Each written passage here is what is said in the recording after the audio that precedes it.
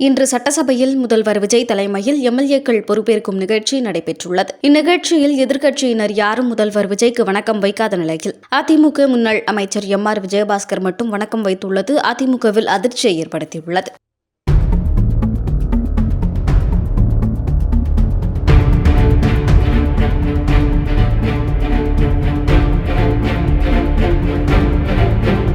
சட்டமன்ற பேரவையின் உறுப்பினராக தேர்ந்தெடுக்கப்பட்ட எம்.ஆர். விஜயபாஸ்கர் என்னும் நான் சட்ட முறைப்படி நிறுவப்பட்டுள்ள இந்திய அரசியலமைப்பு சட்டத்தின் உண்மையான நம்பிக்கையும் பற்றுறுதியும் கொண்டிருப்பேன் என்றும் இந்திய நாட்டின் இறையாண்மையையும் ஒருமைப்பாட்டையும் நிலைநிறுத்துவேன் என்றும் நான் மேற்கொள்ள இருக்கும் கடமையை நேர்மையுடன் நிறைவேற்றுவேன் என்றும் கடவுளறிய உறுதி கூறுகிறேன்.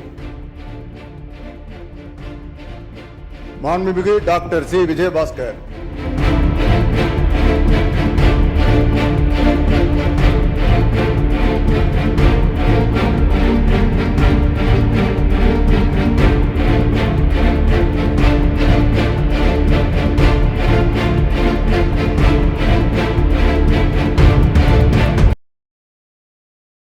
செய்திகளை உள்ளது உள்ளபடி தெரிந்து கொள்ள ரெஃப்ளெக்ட் நியூஸை சப்ஸ்கிரைப் பண்ணுங்க.